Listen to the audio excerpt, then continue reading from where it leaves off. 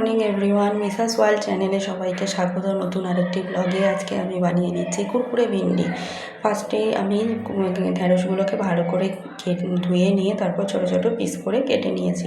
তারপর কড়াইতে একটু পেঁয়াজ গরম করে পেঁয়াজ আর তেল দিয়ে ভাজা ভাজা করে তারপর ঢ্যাঁড়সগুলোকে ছেড়ে দিলাম।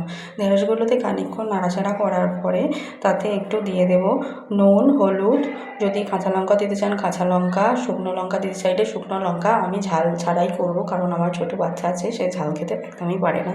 সেই কারণে আমি বেশিরভাগ তরকারি ঝাল ছাড়াই খাওয়ার চেষ্টা করি। আমি খাওয়ার সময় একটা কাঁচা লঙ্কা ভাতে মেখে নিই।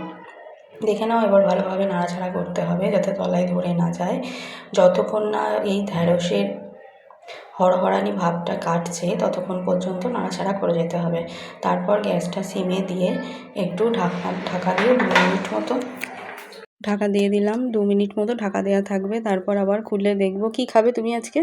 আজকে আমি কুরকুরে ভিন্ডি। কুরকুরে ভিন্ডি। কুরকুরে ভিন্ডি খেতে তোমার খুব ভালো লাগে না? হ্যাঁ, গরম ভাতের সাথে মেখে। হ্যাঁ, কিরম ভাবে খাও তুমি?